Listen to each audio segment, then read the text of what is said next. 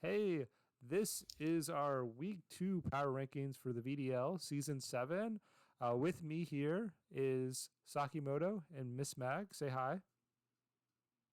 Hello, guys. Hey, So I get this definitely was one of the most difficult weeks to rank because we had I think 18 teams have the same record after week 1. So it's definitely a very tricky one. Well, let's get into week 1 matches or week 2 matches. So starting off, the first match was the Rolled Gold Pretzels versus the Miss Magical Marauders. So Miss Mag, I guess you can start since this was yours.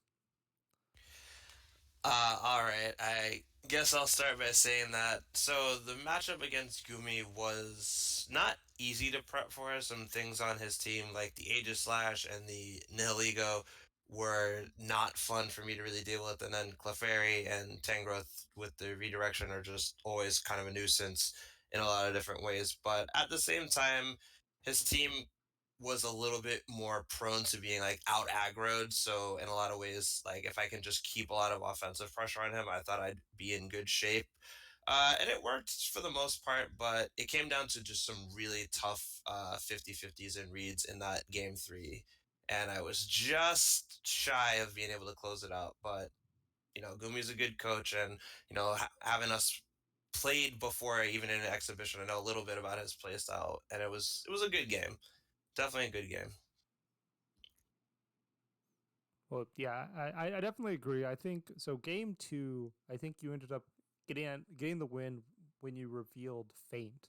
So you got a feint on a protect for in front of Gumi, and then we're able to get a knockoff. I want to say it was on the night at Lego, but you revealed the feint, and then game 2 ended up being basically Gumi and you figuring out is should I fake out or should I feint, and should I protect or should I read the feint, and it ended up basically coming down to that mind game the entirety of game 3, in which there was I think two situations that you mentioned where I think if either of those reads, if you make it correctly, you probably get there. It was incredibly close. It was definitely probably the most interesting match of the week. I think overall it was really nice, like switching, really nice, like kind of slowly developing and showing each other's tech.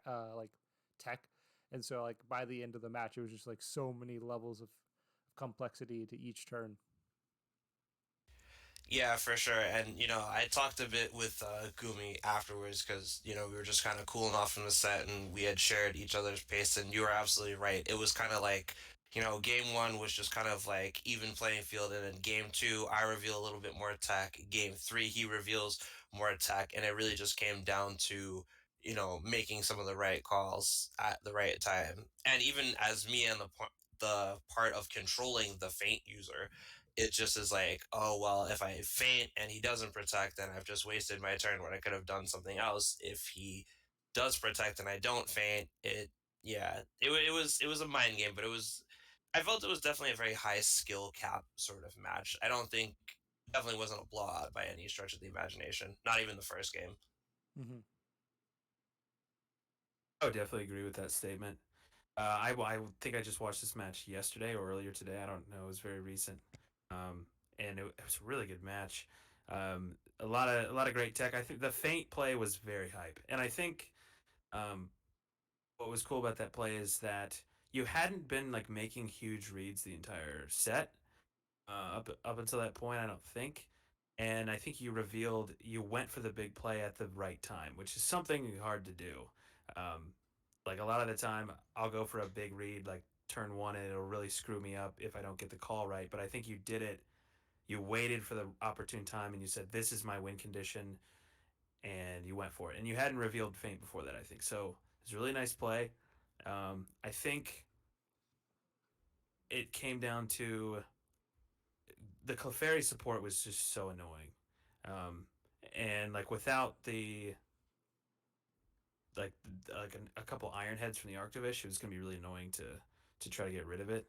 Um, but at the same time, like the Aegis Slash, close combat plus Shadow Sneak just takes that Arctivish, so that's really frustrating to deal with. Um, really good match overall. I think it was really enjoyable to watch. I think that's good. With the next with that, let's go to the next match, which was my match against the Alexandria Arcanines. I guess I'll start since it was mine. This was a strange set.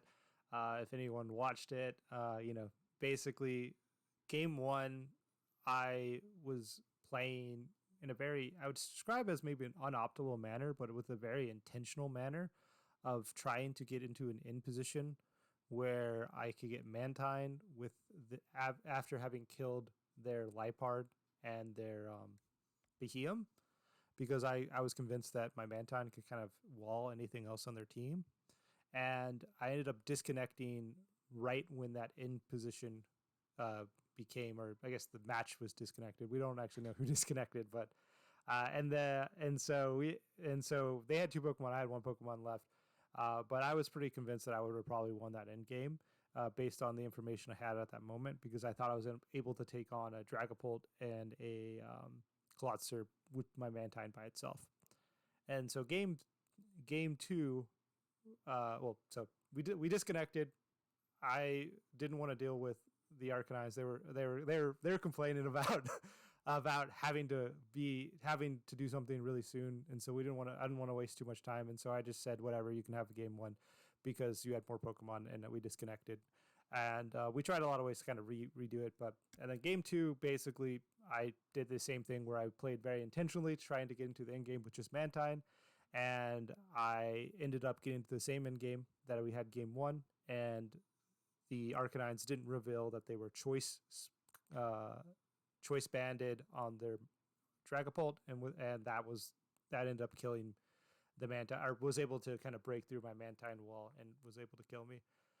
So I definitely could have played a lot differently, and I would have probably played notably differently if I would have game one would have actually ended the way it should have, because there's a lot of times in which I kind of like threw away certain Pokemon in order to make sure my Mantine was healthy in the late game, when I should have been just throwing my Mantine in as defensive pivots and saving my Articuno for the late game instead. So that's my Yeah. thought. Oh yeah. Yeah, I think so. I like how the Arcanines played the matchup. I think it was really close. I think the Stalling Mantine was also a good bring. You know, I like a Stalling Mantine. I think, I mean, it showed game two that the Clawitzer Dragapult kind of could barely just break through that Mantine. You kind of just had to spam Roost, or you were done for. And I think eventually he could have gotten a freeze or a confusion. But that being said, it's kind of strange because I don't know that the Mantine would have won game one necessarily. Oh no, But it would have 100% lost. My point was, or what I was saying is that you didn't learn. I didn't learn that it doesn't win that end game. Exactly. And that's what I'm trying to get at, is that I don't think it changed the outcome to game one, but it does sort of affect the outcome of game two because you're going to play differently. So that's just one of those unfortunate situations. I probably would have done the same, maybe the same thing and said, you probably have the advantage. I'll give it to you. But so I don't know. It's just one of those situations where it's just really unfortunate, because he didn't learn anything about your Mantine set really, and you didn't learn the Choice Band Dragapult. I think it would have been an interesting game three, or an interesting game two, because you probably would have played that differently, like you said. I don't want to take away too much credit from Dan though, because I think he went with the Behemoth Lipard lead, and then in game two, he, instead of going for the Trick Room, he just went straight up for the Meteor Beam and took out the Thunderous, which I thought was a pretty good play on his part.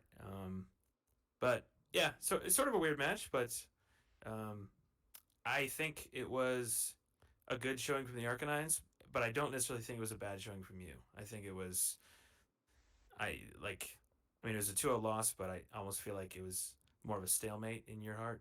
Well, again, I like, it definitely felt like a 1-0 loss in my mind. That's how it feels like after I played. Not saying that I should have, like, we should have another game. I'm not saying that, but like that's definitely how it felt. It felt like how I lost game one would have shown, or is basically how I lost game two, or how I would have lost game one is how I lost game two. So, yeah. Anyway, Miss Mag, do you think anything about the match before we move on? Yeah, I can agree a lot with what Saki said, like, the disconnect kind of really, I feel like, just spoiled sort of the general integrity, I guess you can say, about like how both you and Dan approached the match. Like, there was information that was gained, there was information that was lost to the fact that the game went unfinished. But at the same time, I think both of you guys prepped well, and maybe with like just like a regular clean set without the disconnect, it could have had a different favor. I do want to say that one thing I liked from each of you is I did like that Mantine set, even though it didn't end up really working out. I think it was still a good bring because if I recall correctly, the Arcanines don't really have any way to like use electric attacks. I think Sans like Thunderbolt from like a few random things that they have, like Dragapult. So like I think that was just a solid choice kind of overall. And I like their choice in Dragapult. I think that's kind of nice if you are expecting Mantine to kind of be a problem. So maybe that shows something he did actually prep for. Well, yeah, definitely agree with that. So I guess with that, we can go to our third match, which is the Bulky Dragons versus the Baltimore Pangorios Orioles. This was a very close 3 game set. Do any of y'all want to talk about it? I'll Miss Back, you want to go? There you go. God. I also watched this one recently. Um, really good set. Really good set. So basically the Pangorials went for this sort of end game nasty plot Thievul setup, which I thought was really really cool because it already has good special defense, and it gets the unburden boost, gets the grassy seed defense boost, and then if you nasty plot, especially behind Volcarona and you're full health with all those stat boosts, you look pretty good. Psychic hits the Zapdos, Dark Pulse hits everything else on the team, I think, except for the Klefki. But Psychic, can probably two shot the Klefki at +2. I'm assuming. I don't really know. I thought that was a really nice bring. And you have special defense drops which help it out from Psychic, and you can get flinches from Dark Pulse. I thought it was really cool. Unfortunately, I think the way the game played out, he just didn't quite have enough to. I think the Thievul had to end up like 1v3ing or something, or 1v2ing, and it just didn't quite have enough. Um, but yeah, so they lost game one, and I forget what the sets on the other side were. He had the Laurent. I wonder if the Laurentis was supposed to be contrary because it had Oh yeah, superpower. I'm assuming it was just supposed to be contrary. So yeah. I That mean, that one that one definitely looked like a really bad swing uh in in the favor of the Pangorials. The lack of superpower or contrary on the superpower Laurenta seemed like huge deal.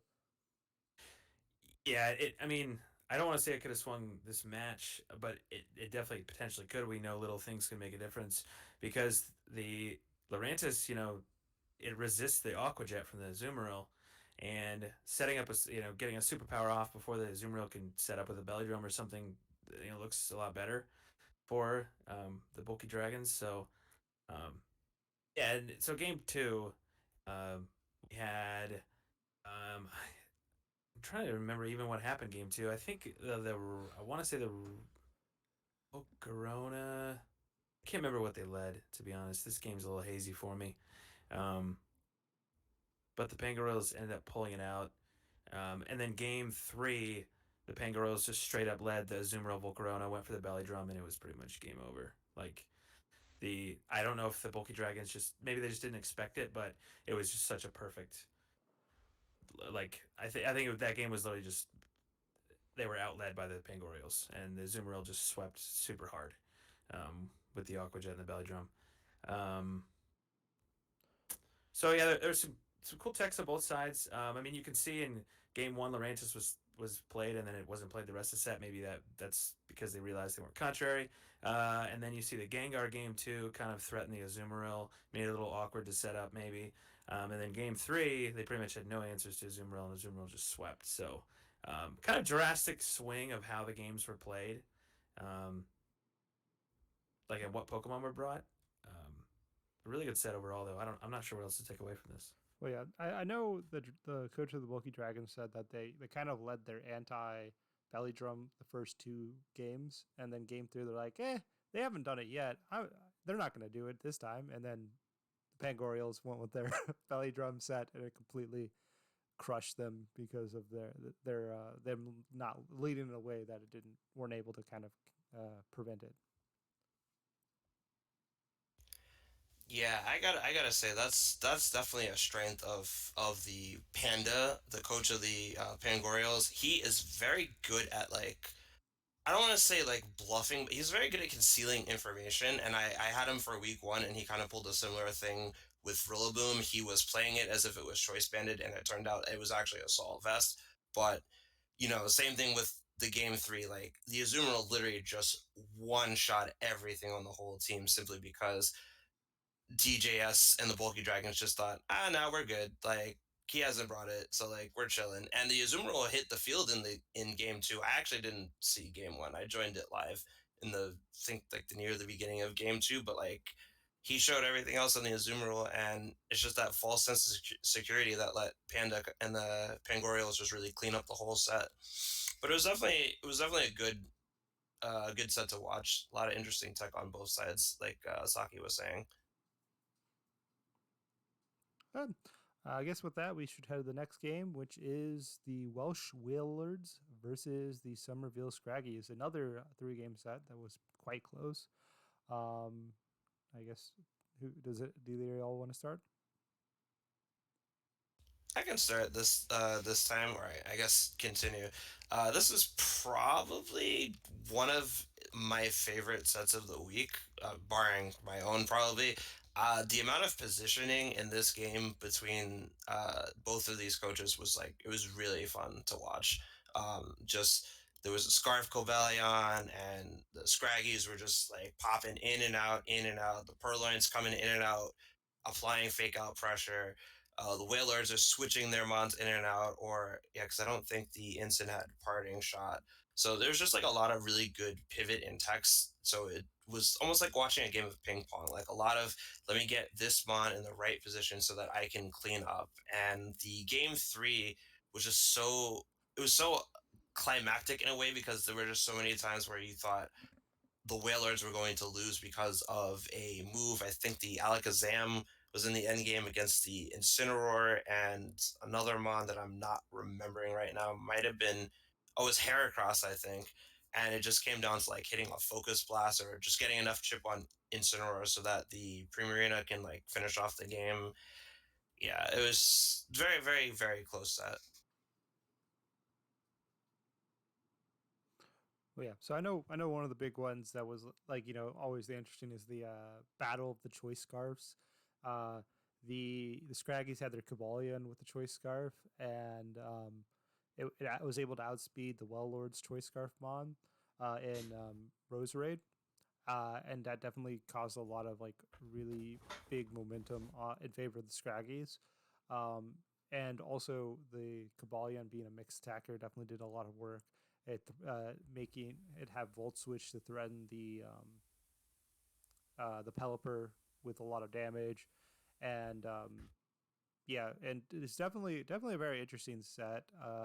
You know, they very position oriented, like you said. I think that was definitely very interesting, and I definitely like the changes on the Scraggies teams as we saw like how much a more powerful like Primarina was able to make their team look. I think they had a little bit of I think game one definitely I think ended up coming down to a not knowing that there was choice scarf on the Roserade that ended up instantly killing it. There was a lot of interesting weather ball tech, which was really cool with setting up the rain and then both of them setting up the sun. I think at some point, I think the Wellers actually had a sunny day on one of their mons, and then the Purloin also had a sunny day, and so it was definitely very interesting, kind of with the weather ball tech and changing the weathers and all that stuff. So, Saki, do you have anything to think of the match? I loved this match. Sorry to hop out for a work thing real quick, but I love this match. I'm just gonna kind of reveal this now. I rated the Wailords as the top team right now, just based on how they're playing and how their team looks. I think this was a really really close set. A lot about positioning, like you said, and um, the I just think it's hard to make safe plays against Wailords, especially with the team that they were bringing. And they had a lot of different options. They used a lot of their Pokemon. I think the Pelipper Seismitoad is just really hard to approach because you have um, like he wasn't having them in at the same time all the time. And I think there's something to be said about um, I want to say like lateral synergy, and then I don't know what the other word would be, type of synergy, but like Pelipper and Seismitoad are really good next to each other, right? Because they swim in the rain in the drizzle. But they're also really good when you have one in the back and one in the field because they're decent switch-ins for each other. Um, so I think that works well for them. And then the Incineroar is just such a nice defensive tool, and I really like the Roserade set as well. Um, that being said, I think what the Scraggies brought was really nice. I think the Cobalion set was very sneaky, um, and I think it was really hard to make use of the Cinderace, and so it makes sense that it wasn't brought game 2 or 3. Um, But yeah, I think ultimately this was a game of trying to make safe plays, trying to chip down your opponent, limit their switching and switch out options, and then kind of just gain momentum in that sense. And I think the Wailords just did a better job in that regard, or they had just a better game plan. Um, Well, yeah, I think yeah, one of the big things that happened, kind of what you're saying, is like the game very much came down to a game of switching out like slight chip damage and things like that. And I think the Scraggies having Purloin as one of their fourth Pokemon and not getting as much extra chip was like kind of the deciding factor in the end of the two games that ended up losing. I would agree with that. I Purloined last season, and it always felt awkward when doing that. Whereas your opponent has an Incineroar as their fake out user, which is like a pivot machine, and you have a Purloin, which is nice. The prankster's nice, but you really don't want to be. You kind of want to throw that out with an offensive mon and support the hyper offense. It doesn't. I feel like it doesn't work as well. Definitely doesn't work in the same way that Incineroar does. Oh, that actually reminds me. I remember one of the games came down to their Incineroar outspeeding the Purloin's Fake Out, which was a huge deal. Mm-hmm. And so I don't know if the Purloin had no speed investment or if the Incineroar had notable speed investment, but it was definitely a really big momentum change at one the game that happened. Um, so anything else about this set? Yeah, just one thing. I mean, I faced the Scraggies this week, so I'm not going to give Tyler too much help on one things he should bring versus me, but I think both of you highlighted one of the things about Purloin that is making it a little bit difficult in some ways for the Scraggy is having that slow fake out or needing to run speed investment on the Purloin to outspeed even like middle of the road speed tier sort of mons. And you don't have that pivot move, but one thing that is cool that I used on Purloin when I had it for one season of draft is you can use Prankster Baton Pass to just get like a pseudo fast switch. Sure, you're not lowering any stats, but it's kind of like a cool move if you don't really want to manually switch. Definitely interesting. So with that, let's go to the next game, which is the South Corridor SARS versus the Tricky Tricos. I guess I'll start with this one. This match was a slogfest. I think game one came down to time. Game two almost came down to time, and then game three, I think Otto and the Tricos were just done, and there's like I'm going all offense, and hopefully it works out. Um, so basically, the SARS had Struggle Bug, Excelgor with screens, Meowstic, and that wall was just so hard for the Tricos to break through, and that's basically what the game came down to. All three games it's just the Tricos trying to break through that wall of light screen, and then their special attack keep continuously dropping and dropping and dropping, and then also being able to set up the rain with the Meowstic to counteract the damage output of the fire damage from the Ninetales, and it was definitely just a slugfest of basically trying to break that core.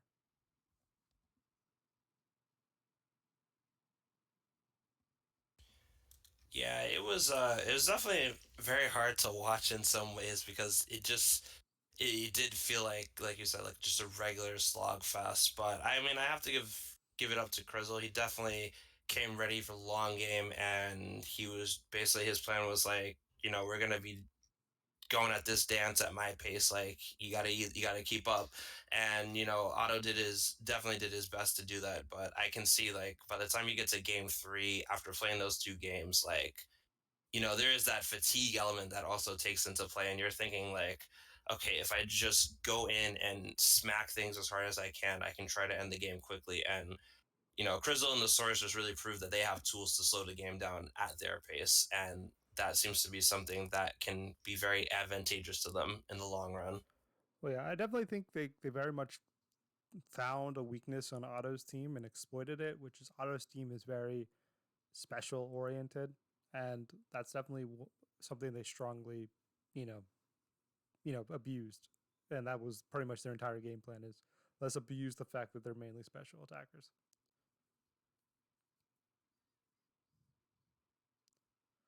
Saki, any thoughts?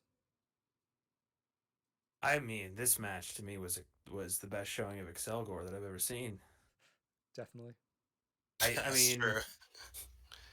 I like light screen from Youstic plus struggle with Excelgor, and your opponent has 4 special attackers that are really not. Like, I think the highest special attacker on the team is Vileplume with just 110, which is pretty good, but it's just impossible to break through. Like, he just auto and the sets that were brought by the Crizzle were so good for keeping the Excelgor alive too. I mean, Rain Dance against the Ninetales, and he could encore things with Excelgor. It was so annoying. Like, that match made me frustrated to watch, but at the same time, I loved what Crizzle was doing. I loved how he played. I like those matches where you're just kind of setting up a wall and you're like, you can't do anything to me. I can't. I'm not gonna let you break through anything. Um, and he was able to support an Archeops and Dracovic very, very well, which are not by any means broken offensive Pokemon. Like, they can do a lot of damage, but they need to be in the right position. They need support. So, well done by Crizzle.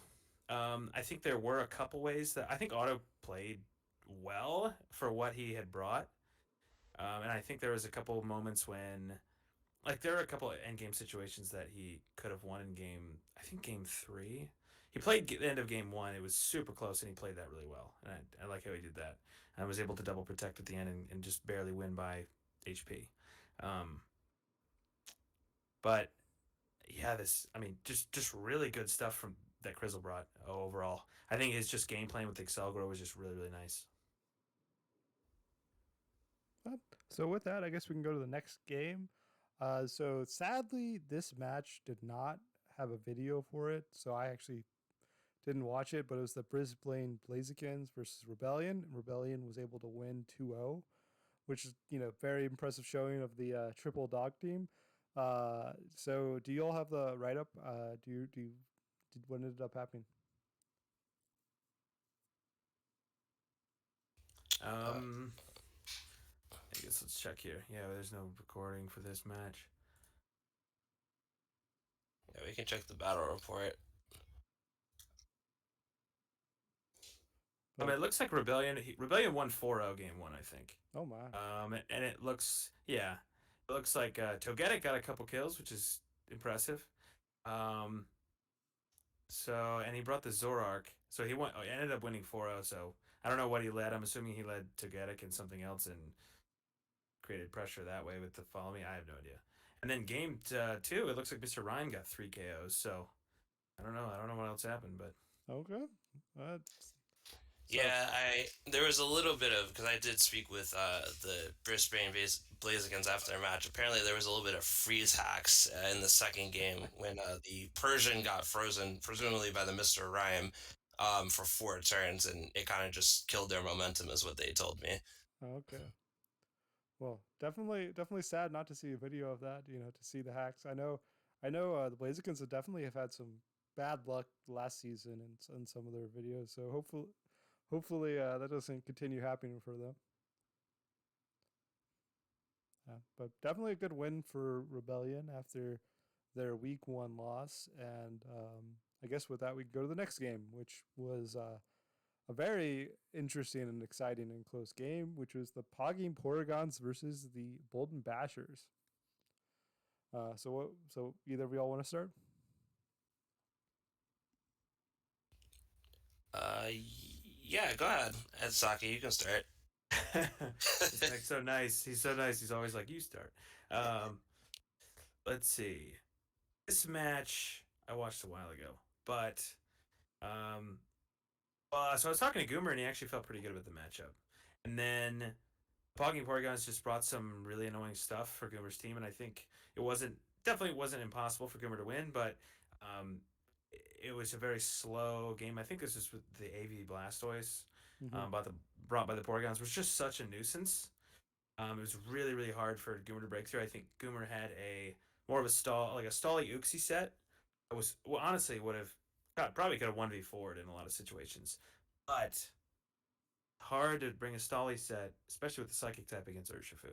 So it kind of invalidates that entire strategy as like your primary win condition.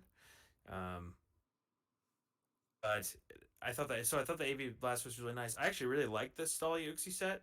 Um, and I think it is somewhat viable because you do have a Clefable to hide behind, which is debatably Urshifu Dark's least favorite Pokemon to see. Um, but yeah, it was really slow a game of, where do I want to position and how do I take out your Pokemon so that I can finally create some momentum. And I think it was a battle of getting rid of Clefable to open up Urshifu was probably the Porygon's mentality. Because Urshifu looked like it could do a lot of damage, but Clefable was just such a problem for it. And I know Goomer really wanted to set up the Uxie, and he really had just no way through the Blastoise. I mean, the Electabuzz could do some damage, but it still wasn't doing that much. Still probably a 3-shot or something. I mean, that Blastoise was so bulky. Um, but we did get to see the Cramorant come out. We didn't get to see it do anything, but it did come out. Really well, just, I think, prep and play from the Porygons overall. Very close match. Fun to watch. Oh yeah, I think one of the things you said, which is definitely the big one, is that the Pogging Portygons realized that Urshifu is very good into the Bashers team once the Clefable was gone. And so they intentionally protected Urshifu throughout the entire match, made sure it was in the back, and went out of their way to make sure they could kill the Clefable and targeted it down very much so that they could, basically get the sweep in the end with the Urshifu. And, game one, the Poggin Porygons almost had if because they ended up getting a triple protect, I believe. Or was it just double protect? I think it was a triple protect. It was a I think it triple. was a triple. Yeah, Yeah. yeah, they It had was a, a triple detect. so yeah, they saw the in play they needed, which is a triple protect. And if Weavile didn't run Icy Wind, which is not necessarily the most common move because Weavile is a physical attacker, to lower the speed of Urshifu. Urshifu, they probably win that game.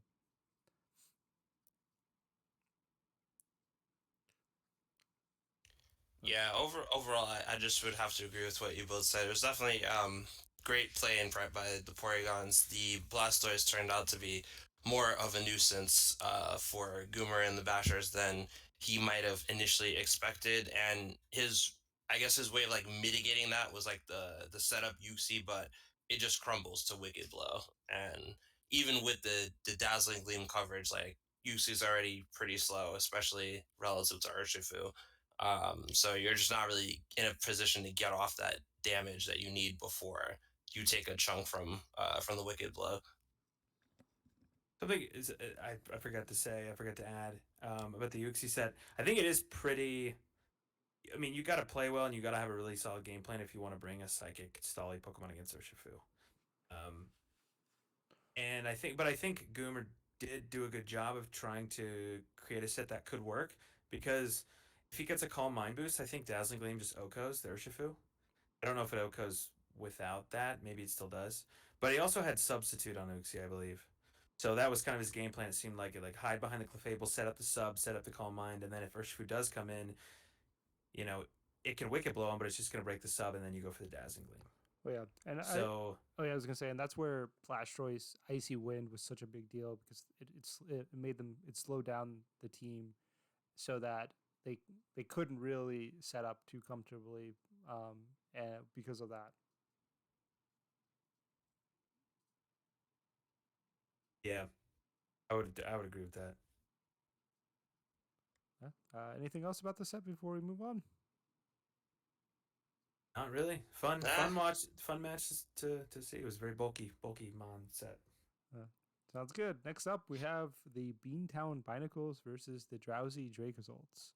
So this was a 2-0 in favor of the Binacles. So would either of y'all like to start? Smack you go. Okay.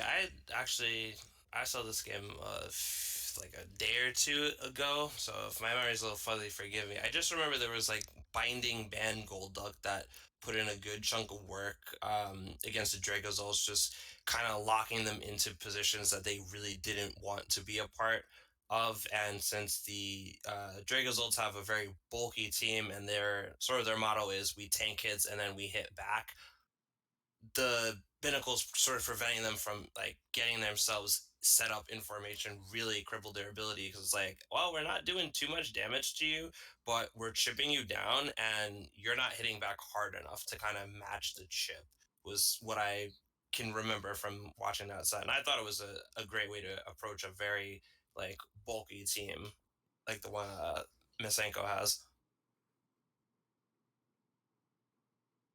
Oh yeah, no, I agree entirely. The they kept on getting in positions where, um, where the Golduck was really kind of in. They didn't have much damage into the Golduck, so it was able to get very easy, free whirlpools off and lock in those Pokemon, and then they lock Pokemon that couldn't do much damage to Golduck, so they kept on locking in more Pokemon. They had a partner that had Yawn, so you could Yawn with the Whirlpool that's prevented them from switching out and got guaranteed sleeps off. And yeah, it was definitely, I think, a position where, they definitely needed just some more damage output, which is definitely what the problem was. I think they had like physical Gudra to try to do good damage into the Stoutland, but Stoutland had intimidate and was able to kind of just take a hit and then like snarl and things like that. It was definitely seemed like the Dracozolds were just not able to deal enough damage while they slowly took ship damage. Oh, and then the Cloud9 was a big deal as well, preventing the weather stuff. The Cloud9 was awesome. I thought I don't know how much Theo prepped, but it seemed like he approached this matchup with a very solid game plan. Like a really, really nice game plan. And it seemed it just seemed like everything was calculated and he was very prepared for the matchup. It seemed like he wanted to essentially set up Darmanitan late game, and he just wanted to sit that Golduck out there and be super annoying and, prevent the Dragozolds from switching in certain Pokemon. And then, he could just Whirlpool the Politoed and the Omastar, get rid of the rain mode slowly, and the Vikavolt kind of help with that. And the Seed Bomb Whimsicott, love to see it help with that.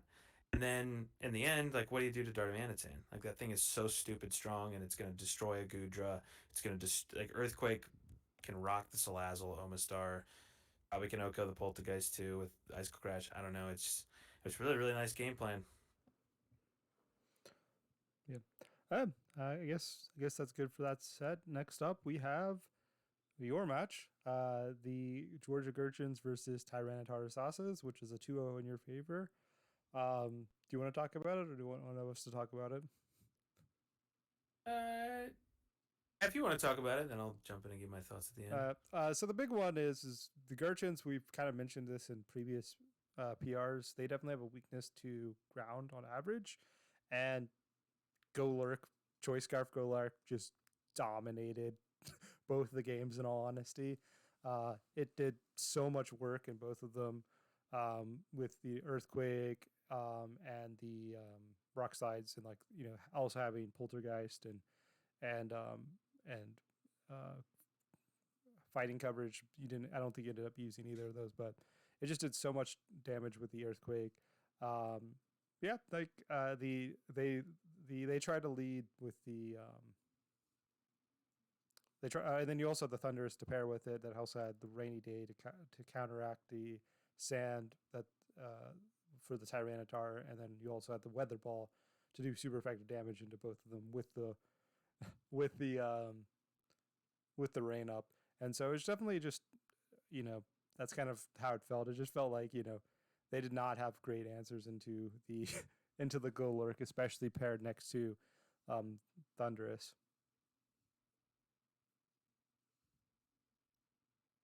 Yeah, Uh, I think. oh, sorry, go ahead. No, you go. You're good. You go ahead. I was just gonna chime in real quick that I also really enjoyed watching this set.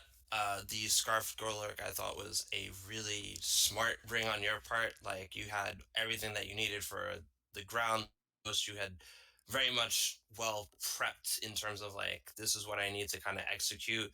Absolutely love the Cresselia set, and I mentioned this in like the spoilers channel, but I think your ability to both have the weather control you wanted, even at the expense of costing Cresselia a bit of healing through the moonlight, was actually genius because you were able to keep the pressure on the sand mode by having those rain boosted weather balls, and yet Cress is still out here just being annoying, setting up calm minds, spreading burns, and regaining a little bit of health. So I really like how you kind of piece that together, especially with the Scarf Golurk.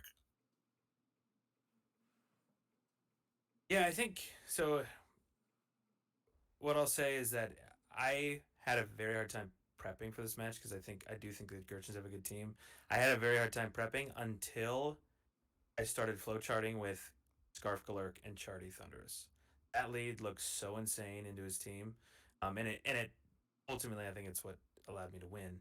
Um, and I could change the weather with Thunderous and set up Crawdon. Aqua Jet's super annoying for his team. Um, like I think I mentioned this while because I streamed the match and I mentioned it before the match. Just Galurk's stab moves hit 8 out of 11 of his Pokemon for super effective. So Galurk offensively looked insane. Obviously, it's threatened by a crunch or something like that, but offensively looked insane. And I was like, you know what? I just want to guarantee damage with this thing, so I'll run Scarf. Um, and and it worked out really nicely. I think something that sort of hurt the Gurchins is that they did have a sand mode, but when you're coaching the Tyranitar, you really don't want to switch it out and to reset weather. Because even if you're resetting weather, you're at least forcing me to waste a turn clicking Rain Dance again. Um, so I think that made it a little easier for me game one. Um, and then yeah, I think game two actually I thought I had it in the bag early on, but the I think there was a world where Articuno and Peturchin, because since they did both have recover, there is a world where they could win. But I think if I played the Cresselia right, it would have been very very difficult and might have needed some crits. But um, yeah, it was a fun match, and I'm just thankful I had Galurk, to be honest. That's pretty much it. Galurk's a monster. Yeah. I guess with that, we can go to the next set. This is another set that didn't have a video. It was the Coffee and Smokers versus the Tendo Melmetals. The Metal Metals ended up winning 2-0. But yeah, like I said, not don't have a video of it. Um, you know, if y'all have any stats ready for it, we can talk about it. But if not, we can head on to the next one.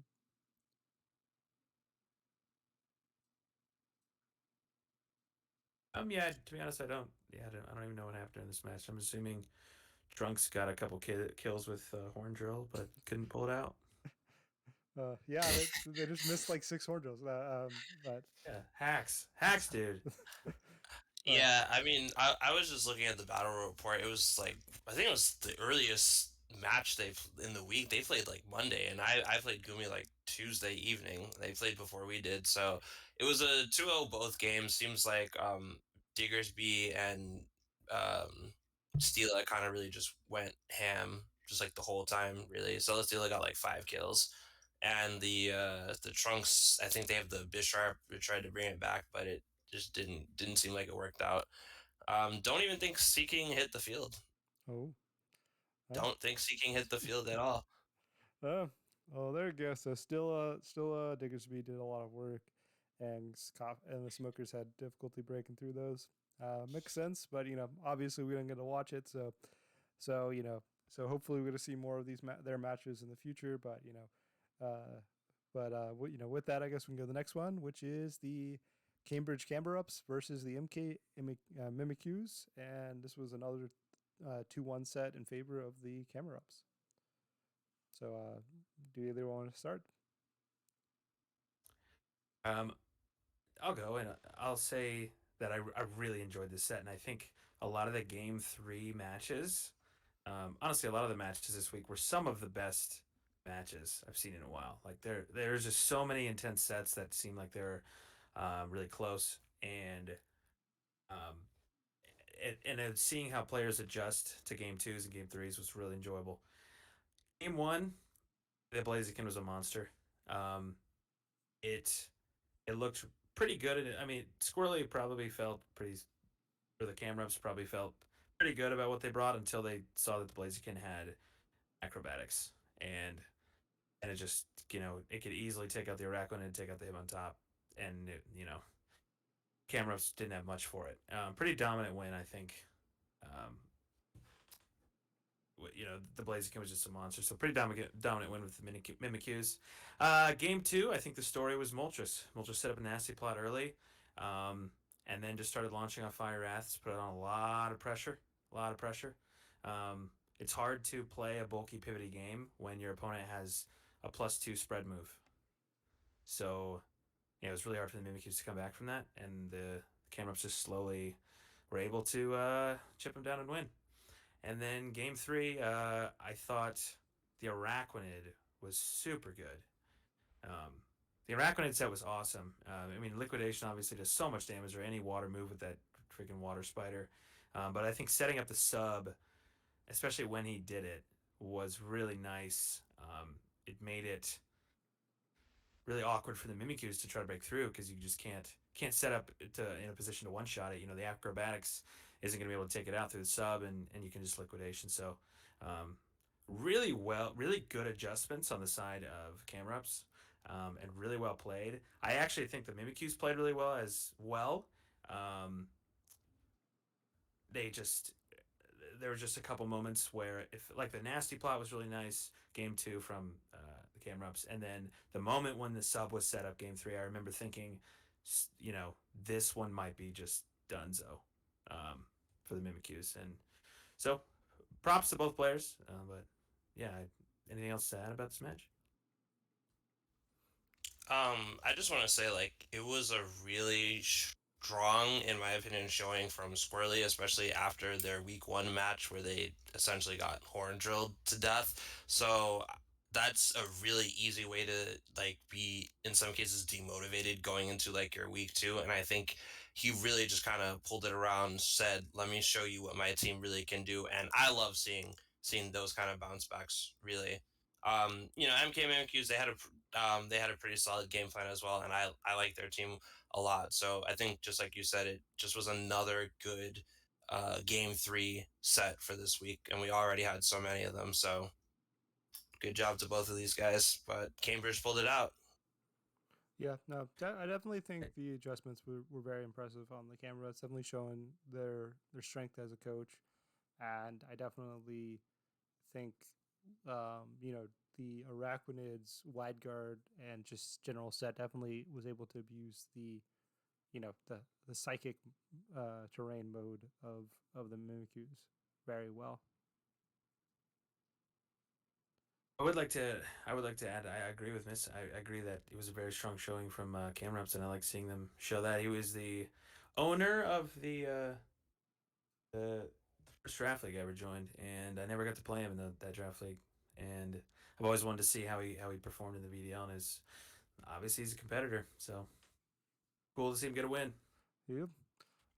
So with that, we have the final match of the week, which was the Old English Ice Cube versus the Holistipod Warriors. This was a 2-0 in favor of the Ice Cubes. So do either of y'all want to start it up? Yeah, I can start. The I'll just start by just saying that the bright powder on the Tapu Koko made for a very amusing set. I really, just like on the sheer entertainment value, I really enjoyed Rex's reactions to the bright powder and the double checking, the double edge missing. But, all jokes aside, I think it was a very smart bring. And, despite the sort of hacksy nature of it, it just goes to highlight like you really sometimes need to get unconventional with items sometimes that fit your sets. You don't just slap on a sort of like a standard item just because it's standard. Like if you know this thing isn't doing damage and you don't need it to outspeed anything, why not just take a random 10% chance your opponent whiffs an attack? And to be fair, Rex has drafted a lot of mons who their strongest moves just happen to be inaccurate by base. So I think it was a really smart bring by the Ice Cubes. So well done there. I agree. It was I mean, bright powder is. It's honestly not. I mean, I think he said he just didn't know what to run on it, so he teched on bright powder, if I'm not mistaken. But I mean, it can definitely change the game. I think when you lower accuracy, I think it goes. The fraction is like starts at. Feel like it's 3/3, and then it moves to 3/4 when you lower someone's accuracy. I think I could be wrong. So I mean, you're essentially giving someone a 75% chance to hit you when they would have 100. It's actually not that bad. It's you're risking RNG, but it's not horrible. It's not like you're decreasing their accuracy by 5 or 10%. It's a decent amount, I think. So, but it was really entertaining because I think he missed two double edges from that, and that was just I thought. I mean, I don't know. I would have been excited if I was the Ice Cubes when that happened because that was really nice. I what the Ice Cubes brought was really annoying for the Holistipod Warriors team. Um, and I think the Holistipod Warriors were very lucky that mud shot missed. Because the Milotic would have got a competitive boost, I think. Was it competitive? Yeah, I believe it was competitive. I don't even know. But I was sort of confused. Like the Reggie Drago looks horrible into Tapu Koko, but that's just how Reggie Drago is. It just looks bad into fairies. It really never wants to see fairies, probably more so than any other dragon type out there. And you're going against Tapu Koko, which is like one of the best fairies. It's very fast too. So that's just doesn't look good for Reggie Drago. I'm surprised he even brought it, to be honest. And also, if the Eldegoss was Cotton Down, that just looks horrible into Milotic and Obstagoon, potentially Defiant and competitive. So I was a little confused about that bring. Or maybe it wasn't Cotton Down, I don't know. Maybe it was Regenerator. But yeah, from what the Holistipod Warrior brought and what the Ice Cubes brought, it looked like the Ice Cubes had a nice little game plan, nice matchup here, and yeah, they got pretty. It seemed like a pretty strong win. I don't know, not much else to say from my perspective. Yeah, my one thing I have to say is I called the from our week 0 power rankings. I called the melodic with electric seed, giving it its increased defense, making it super bulky on the defensive and special defensive side. Was nice. I called that early on. Oh yeah, that's just a monster. I mean, I love Milotic, and I think it. Looking at it on Jared's team, it looks like it's going to be so good this season. So with that, that is all of the matches, and let's get to our rankings. So we'll go, we'll try to go a little quickly through them, but here we go. Starting at number 24 is the Drowsy Dracozels. So obviously they're one of 3 O2 teams. That's one of the big reasons why they're near here at the bottom. But also what we can see is that they ended up making 3 trades in free agency over between this week and going into week 3. They dropped their Gothitelle, and they also dropped their what's called Lord Helix, whatever. Omastar. Yeah, they picked up Rotom, Wash, and they picked up Wobbuffet. And they also picked up Wigglytuff. I can't remember what they dropped for Wigglytuff though. It was Poltegeist. Poltegeist. Okay. So they dropped 3 Pokemon. So hopefully with these changes, their team's a little bit better, and they can kind of get on a good win streak after the O2 loss. I think the big reasons why they're as low as they are is they definitely had they had some pretty bad losses that like looked like looked like they were not super close in some of them. So, any thoughts on y'all's?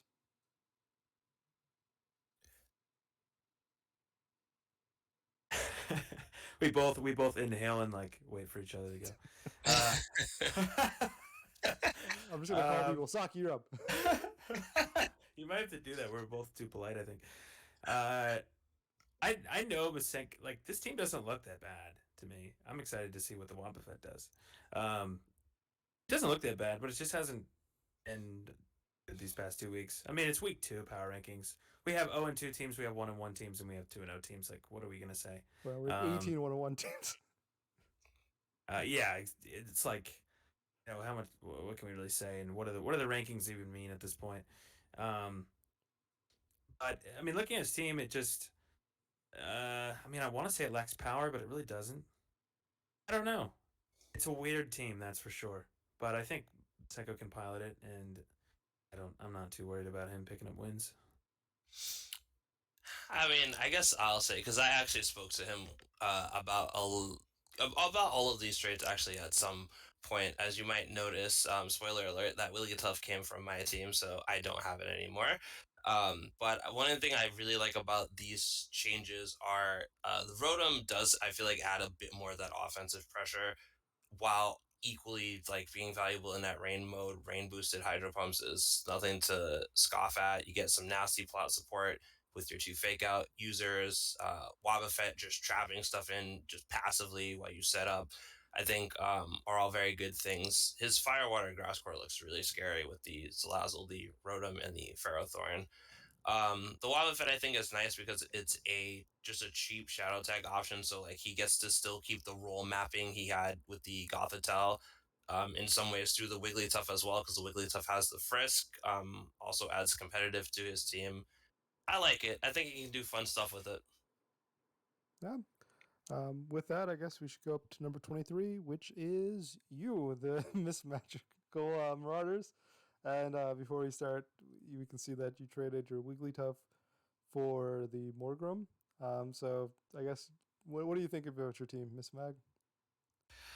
I think week 2 match versus Gumi actually, while I did lose, I think it really showcased to other coaches, but also mainly to myself, it showed me more about like what this draft can do.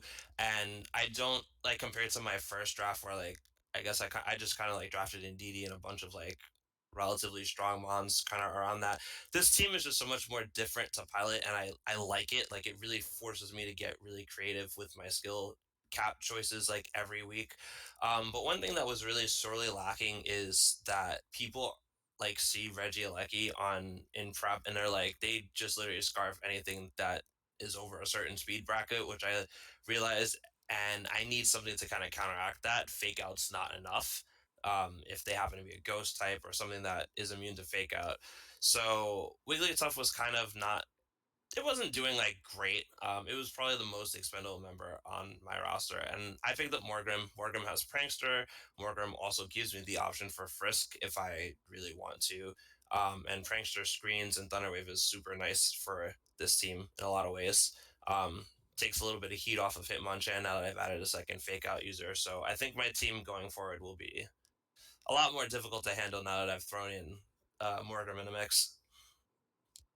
Sounds good. Yeah, but like the other 20, the lower ranked teams, it's hard to rank you too high because there's only 3 teams that are 0-2. I definitely think that this week's performance was very impressive on your side, both how well you played and how close it was. I personally thought you should be a little higher than this, but you know, like I said, you're 0-2, so sad day. Anything? And, Yeah, yeah, Saki. I'll add a couple things. I really like the Morgan pickup. Um, and I mean, this looks like a team that can definitely do some things this looks like a team that could for sure be a playoff contender. I mean, it's hard to see teams down here that look like this because but that's just how VDL is. Like every team's competitive, every coach can make things work. I think it's about not whether or not you have like a dominant team, but just do you have a team that's good enough to do things, and this team definitely can. And you have Heat more, so you're probably guaranteed at least playoffs. So So there you go. You're gonna have a nice win streak soon. It's been spoken. So, There you go. so anyways, with that, we're gonna move on to number 22. Number 22 is the Coffee and Smokers, who are currently 1-1. I think the big reasons why they're as low as they are is that we didn't get to watch their most recent match, and they lost. They lost pretty convincingly, and then their week one match. A lot of people, it, feel like we didn't get to display their team or their coach as well as it could have, because it seemed very much kind of like, you know, the horn drill of the game. And so I just kind of want to see more from them, yeah, as same as I, last week. I would agree that they're very hard to rank, just because we haven't. There's so much we haven't seen compared to a lot of the other teams that have played other sets, like two sets so far. Whereas the Coughing Smokers, like you said, we haven't seen one of them, and then the other one was they won primarily from a horn drill strat, which, by the way, I don't think was a terrible decision. It's just that um, it is a gamble, and I'd like to see more.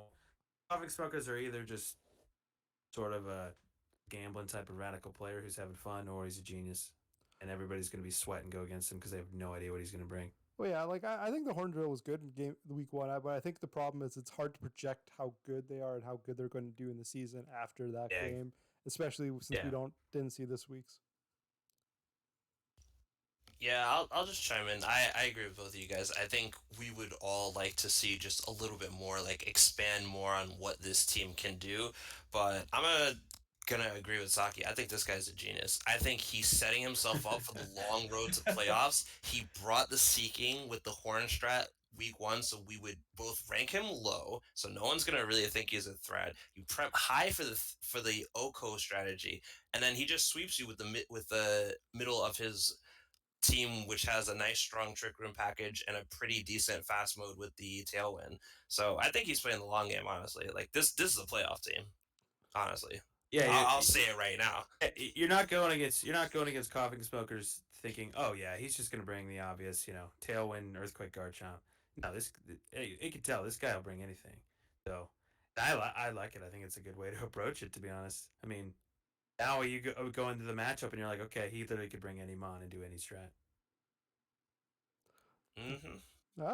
Uh, so with that, we go up to number 21, which is the final O2 team, the Brisbane Blazikens.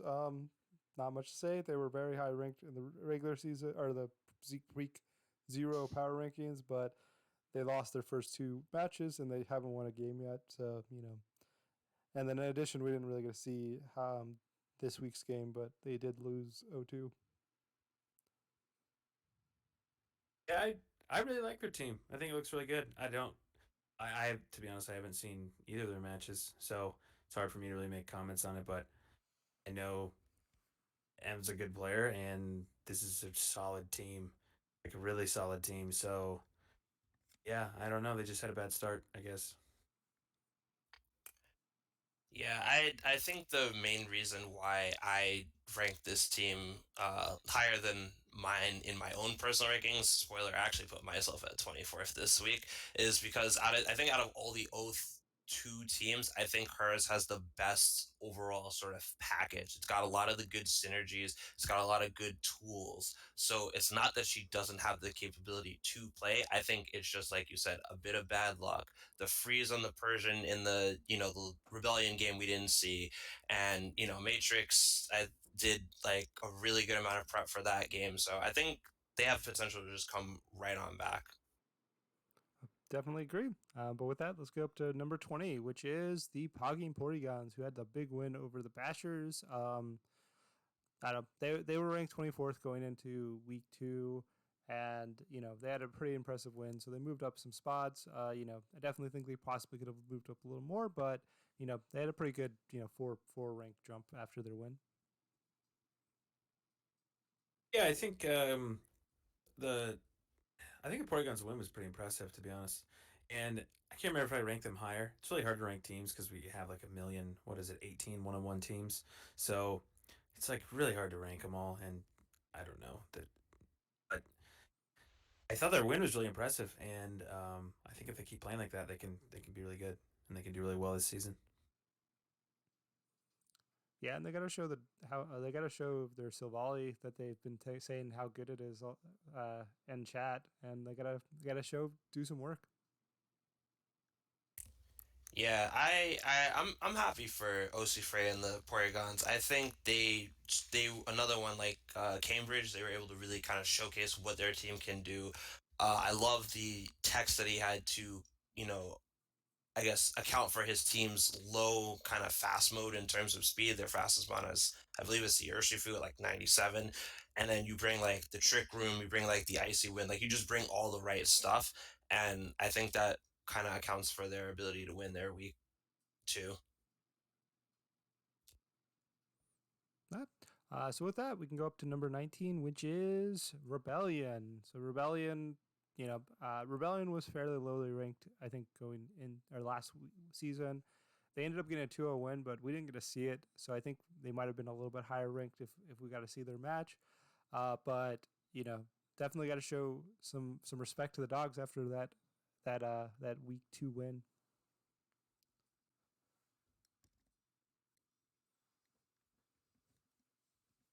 Love to see the dogs. Love to see the dogs do well. Um, I haven't seen any of Rebellion's matches, but I know how Rebellion plays, and it's. I mean, I wish I could see his matches, or I wish I would have seen his matches because he always brings really wild and interesting tech. But um, yeah, it's I don't know. I don't even know what to say. I mean, I think his team's super solid, and he has a lot of tools, and he's like the most fake out immune team in the league probably. So I definitely think this team could go far. We'll have to see what he cooks up next. What kind of boots he's trying to smoke. Yeah, I also like this team aesthetically and otherwise. He's getting a little bit more into the groove on how to use this team. Definitely some great choices here. I believe I don't think we've seen the Kadabra just yet, but I think it's definitely way better than the Garbodor that he had there in terms of like utility for his team. He's got like three Trick Room setters, three like 2, 3 Tailwind users. Like he's just ready. Like there's just like so many things this team can do on paper, and it's really kind of scary. Seriously, yeah, I agree. And I think something else I want to add about Rebellion is I think Rebellion understands that it's better to have a fun team that's not so good as opposed to having a good team that's not very fun. I feel like Rebellion really understands that. And when a team is fun, they're also just you're gonna prep better with them, to be honest. So I think there actually is something to say about that in regards to true competition. Um, yeah, that's it. I guess with that, we can go up to number 18, which is the Cambridge Clamber Ups. They had a very big jump after their win this week. I think they they definitely showed their strength as a coach, their ability to adapt, and some of the power of their team, namely in like the Moltres and the Iraqwood.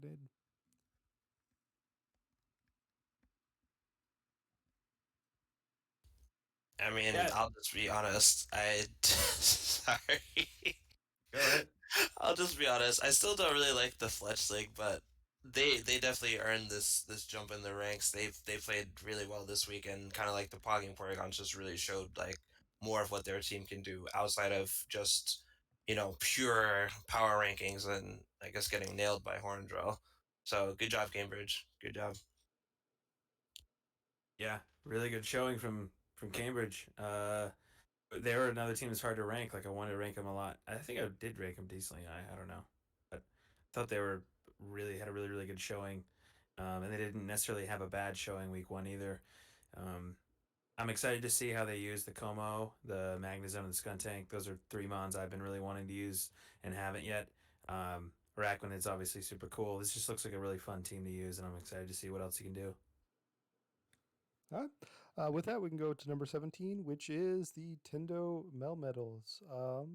You know, a team that had a fairly close loss week one, and then they had a good win this week. I think I definitely want to see a little more from them. We not seeing this week's match was definitely really annoying for being able to rank them power wise. But they do have very powerful Pokemon, and their team has a lot of synergy pieces. But like I've said previously, the concern is like I think some of its synergy features are very dependent on each other, and so that's kind of one of its weaknesses. I would agree with that. I think this team has an insane amount of support for especially for specific mons. Like I think the Comfey is just really good in general. Um, and I think you got the Sand combo, you got the Regigigas Weezing combo. Um, but those are kind of like Regigigas and Dracozolt. I think become a lot less useful with those combos and those other support Pokemon. Um, I don't know. I actually play this team this upcoming week, and it's really funky to prep for. Like it's really weird. He has a lot of different tools that he can bring, and like yeah, Regigigas Weezing is an obvious combo, but if I'm not prepped properly for it, it can toast and toast some Pokemon. So uh, and it looks like a fun team to me. Yeah, I really like this team. I give them a bit of a boost in my rankings compared to last week because, being able to just kind of, even though we didn't see their match, but, kind of seeing what little bit in chat that they did say in the spoilers, I think Kirky and the Melmetal's kind of showed off a little bit more of what their team can do. Just how like those point pieces are so powerful, like the Diggersby and like the Dracozolt and the Sand mode. Like they don't just sort of lock into any one particular mode. Like all of their mons can really kind of do something to support the end goal. Except the little sea urchin, I like it's been brought every week, but I don't think it's touched the field once. I really want to see what that TR5 really can do personally before I start ranking them higher. Fair enough. I guess with that, we can continue on to number 16, which is the Holoscope. the Warriors, whatever. Warriors had a pretty bad loss to the Ice Cubes this week, but um, you know, but overall they had a nice win week one. So this is where they kind of are in a little bit around the middle. They so I was looking at their team, and they have some really nice tools. Um, they also have several Pokemon that are fairly frail. And they have a it looks like a couple Pokemon with 4 times weaknesses, and it like we saw that the Regidrago was pretty hard countered by. I don't know about hard counter, but it's really tough for it to do anything against Gert, and that just made the matchup a little hard. I don't even know if I would have brought Regidrago to that, which stinks because you're not bringing one of your higher tiered Pokemon. But um, and then I don't know. I feel like this team is a team that can do a lot, but if it gets on the back foot or it gets out of position, it feels like it can be hard to um, come back from sometimes. I guess. You do have. I think the Kangaskhan is something that sticks out to me on this team as being really useful. Um, but yeah, I don't know. This team looks like a good team if piloted correctly, and I don't know. It's weird to me. It's not bad. It's just like a weird team to look at and expect. Um, I don't know what to expect from it. I think one of my favorite parts about this team is it. I might have said this in probably like some of the earlier week PRs is the amount of like combo potential with like priority moves and item combinations, weakness policies, snowballs, cell batteries, all that kind of fun stuff. Like he's got that in spades. Like there's Mm-hmm. just so many things that this team can do if you are not like prepped for it considerably. Just so many kind of backdoor strategies you might not even think of. Um, some of the key points I actually really like about this team is I really like the Firewater Grass Court in particular. I had Inteleon last season. Inteleon's a monster, honestly. It's Yeah. very good at what it does, and that's just critting through stuff and supporting the team with either speed control or screens. Rotom Heat is just fire, literally. It's just such a good Pokemon in the tier one, can do a lot of things. And I like how like those two are kind of looped together by the Eldegoss being a little bit more bulky. Because I agree with you, Saki. I think a lot of his mons are either frail or the ones that are not so frail either have like 4 times weaknesses that make them basically frail if they're facing a strong enough attacker. But I like this team. I think we're gonna see more of what Rex can do with this as we go on through the season. I mean, he made enough trades to make this team happen. We got to see something. Oh, I think we will, and I think, but I think it's also a strength to not have very obvious combos. You know, to look at a team and be like, how the heck, you know, I don't know if this team's good or bad, but I don't know how to prep against it. You know, that I think that's an advantage for him. So, um, and I do want to add that I hope we see big things from the Pangoro because that's like one of my all time faves. Um, so with that, we have number 15, which is my team, Sting like Rwambi. I don't know. I definitely think this is probably where my team should be, maybe a little bit lower. But I did my week was not the greatest. I definitely think I could have played a little better to play around some of the awkwardness of what happened to my set. But I think my team is still solid, and I think I'll be able to hopefully get to roughly a 4-4 record, which is what I'm aiming for. I thought last season looked like a really good I said I thought it was your best mono team that you drafted, and then I think throughout the season you realized that there were some holes in the team and there are things that could have been taken advantage of. I think this team's much better, and I've always thought mono flying would be strong. I mean, you have the genies, you have a lot of Pokemon that can get roost. I mean, you don't have to worry about terrain. I mean, sometimes you'd like the terrain boost, but I mean, um, you don't have to worry about earthquake. That's pretty good. Uh, I think you have a lot of tools, and obviously you know how to approach a matchup, especially with a monotype team. So I could see you doing really well with this team.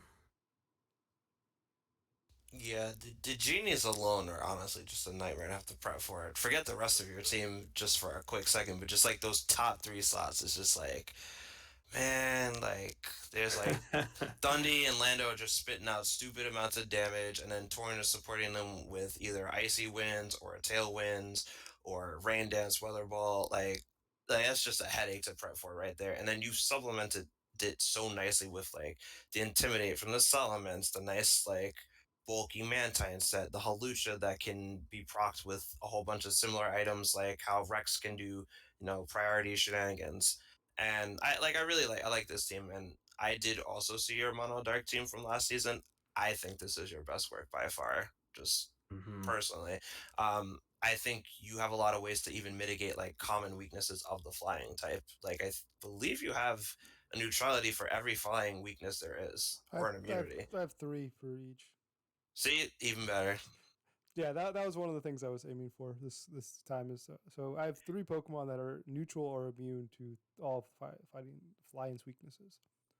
Yeah, and like we said earlier, like not to take away from anything Dan and the Arcanines did, I think they played a good match against you, and you can acknowledge your faults. So I think around middle of the pack is where you deserve to be. Yeah. I think with that we can go up to number 14, with is the old English Ice Cues. Ice Cues had a very impressive win this week. They had a pretty devastating loss week one, so I think they kind of kind of this what ends up happening is like we see the strengths and the weaknesses of their team in their first two matches, and so yeah.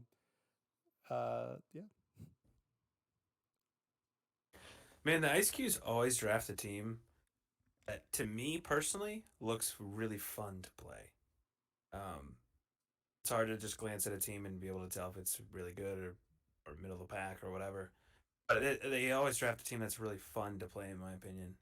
Um, and some of the tech they brought out has been really nice, really really nice. So um, I think this could be a great season for Gert personally. Um, yeah, I really do. I think I have high hopes for him. And if I was more of a competitor with the Pickums, I would probably lean more towards Gert in general this season. If I was yeah.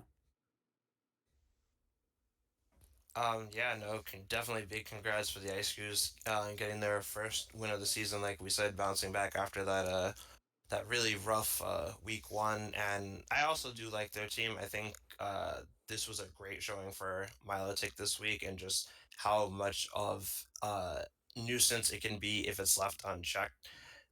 In addition to how the rest of the team really kind of supports it, some nice terrain options for the electric seed, and just even dissuading you from bringing stat lowering moves with its own competitive, the Obstagoon with the Defiant, while also providing stat reduction for the opponent with the Scrafty and even other tools that this team has. So definitely good stuff. Can't wait to see what Gert has in store for us for week number 3. So with that, we can go to number 13, which is the South Croydon SARS. What do y'all think? Great showing this week. Great showing with what they can do. They have a wonky team. They have Archeops, which is always weird. They have Exploud, weird. Dracovic can sometimes feel weird. Selgor, weird mon. Magneton, weird. They can all do things, though. Magmar is sort of another underutilized. I think Eviolite mon that can be pretty good. And then you got the annoying mushroom to tie it all together. I feel like the Amogus is the dad on the team. Who's like, okay, guys, we just need a standard redirection annoying spore threat. No, I'll sit in there and do that for you guys. Um, I think I think they played really well this week, and beating Otto is not easy. We all know that. So I think he really approached the matchup well and had a really nice win. If this were week 1 and that was his only set that had been played, I'd rank him really high. Um, but yeah, I expect a ton out of this team for the rest of the season. So give it up. Well, it's nice to see some old members from my VDL team from last season doing quite nicely. I had Archeops last season, and it's a great mon. I am very much single-handedly sure it carried me to playoffs last season, like without a doubt. And he's got some nice support pieces for it with the redirection and just with the sand mode in general, just giving it a little extra SPDF. But the thing I really like from Crystal this week is he showed how strong some of these more passive looking mons can be when they're used correctly. And I think that is going to be this team's biggest strength going forward. That. So with that, we can head up to number 12, and we have the Alexandria Arcanines. Arcanines had a pretty impressive win against me, and you know they were a pretty high ranked team in the week 0 power ranking. So definitely makes sense that they're high. They probably would be a little bit higher, if our 2-0 wasn't as awkward. And so I definitely think, if they had they definitely could be even high. There's justification that they should even be higher than this.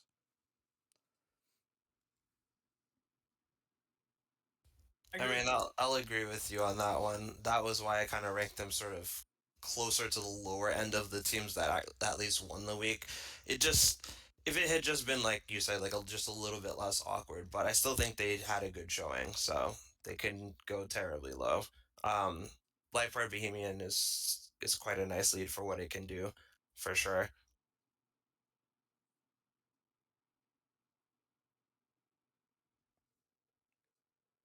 Saki, anything from you? Um, I was looking into something. Oh, yeah, on the Arcanines? Yes. Out of this. Okay.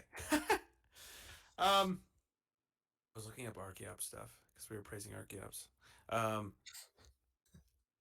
I really like how the Arcanites played. I agree. I think it was a weird match. We already talked about it, but I still liked what they can see, and I know that Dan really likes Crobat, or at least I'm pretty sure he really likes using Crobat and Lipard. Um, and I'm big. I like Lipard. I've never used Crobat. He's super comfortable with them, and I like those mons, but I don't know that I would approach him in the same way that he would. And I'm curious to see how I want to see what he can prove with these mons because they're not mons I prioritize necessarily. Um, but I think this team it it just has a lot of power. It feels like such a Dan team. It has so many different tools, um, types. But you look at it and you're like, well, aside from the Dragapult, Urshifu, like what do I have to worry about? Well, I mean, you still have to worry about a Berserker, which can do annoying stuff. Behem, Meteor Beam can be annoying. I mean, I don't know. It's a weird team, but I think with Dan piloting it, it can be really he can do really nice. Fair enough. And with that, we can go up to number 11, which is the Summerville Scraggies. Personally, I put this team a lot higher. Their loss was very impressive, in my opinion. It was incredibly close. And I definitely think that there's, if they hit a focus splash, they're 2-0 right now. And their week one, they also had a very impressive game as well. So, I definitely think they're pretty high. They would be higher in they were higher in my rankings, but uh, they're solid one on plus zero like half the 18 of the 24 teams. This is definitely a Summerville Scraggies team. A team that he he didn't he prioritized fun. Prioritized fun. He prioritized a good team, and he wanted to draft a strong team, but he drafted a very fun team, which I know he wanted to draft. Um, just looking at a lot of these mons, and they could do some like Alakazam seems cool to use. Orbeetle fun, Buffalo fun, Ice Table, like the Palm Tree. I think Cobalion's that can actually do some really cool things, and I like how he displayed the Volt Switch this week or this past week. And a lot of tools, obviously. He's got setup, he's got prankster, he's got fake out, he's got a lot of power, and he's got a decent amount of bulk too. He can do arena trap stuff. This team is a hard team to approach, in my opinion. And yeah, I agree. I think they had a nice showing these past 2 weeks. So I mean, we've said this about every team, but they could be higher. You know. Yeah, I'm inclined to agree with everything you've just said. It is not an easy team to prep for, as I have been spending the last day and a half doing exactly that. I think the the only saving grace for me personally on this team is their only fake out users per line, and I think that is maybe one of the very few sort of chinks in their armor is that they have slow fake out on this team, but every other part about this team just is kind of annoying to have to like contend yourself with. He's just got blisteringly fast Pokemon, and they can hit, and even on the slow end, the Primarina and the Buffalo, I like that actually, the Buffalo. They just hit so ridiculously hard for damage, and then like you got to worry about Ice Table Endgame and it just destroying you if you run out of special attackers. So I gotta say, I mean, I don't know anything about Tyler like personally, but like this looks like a fun team, and it is. Up until like yesterday, I didn't really understand a lot of the synergy on this team, but now I see it. It's a really strong team, it's deceptively strong at that actually. With that, we can go up to number 10, which is the MK Mimikyus. Yep, Mimikyus had a nice week one, and then they had a really close loss in week two. I think the Mimikyus are um, like the last season was my first time seeing them play, and I think they're a super solid competitor. Like I've never watched them play and been like, oh, that's you know that was weird. Why'd they bring that? What the heck do they think they're doing? I've always been satisfied watching their strategies, and been impressed with them. I think. I mean, Otto's championship team, I think, had the Indeedee and the Blaziken. I think it's a really, really strong combo. Um, and I mean, just those two put on so much pressure. And then looking at the other mons he has an ice mode. Um, I mean, he has. I really like Holistipod, by the way. I think he's had it the past 2 seasons, and he's prioritized it. And I love that mon. Like we need more mons to represent the bugs. You know what I mean? And I think it's a cool Pokemon. Um, but he's got some other funky mons like Drapion and Altaria and Kling Klang that um, they're sort of hard to prep for because you don't see them a lot. And obviously, you can look at their move pool and things like that, but you don't know how the Mimikyus are planning on playing those mons. And so, I think some of those mons, as well as like the Bolton, I think some sets from those mons could really affect future matchups. And I'm excited to see how he plays his team. Well, it's nice to see my old friend Indeedee again, but I think it also fits so nicely into the different modes that this team wants to do with the fast mode with the Blaziken, setting up Trick Room with either of their two Trick Room setters, or even just setting up Drapion to be successful with like Swords Dance and other boosting moves. The ice mode also, we're brothers in the ice mode, so to say. So like that also commands a level of respect. He's also got Altaria if he really doesn't want to deal with contending with opposing weather or bringing his own to deal with that. So I think it's a really well put together team. And, from seeing them play, they definitely play pretty solid. So there you go. With that, we can go up to number 9, which is Gumi and the Rolled Gold Pretzels. They barely squeaked out a win this week, but they also barely lost last week. So, that's probably why they're up here.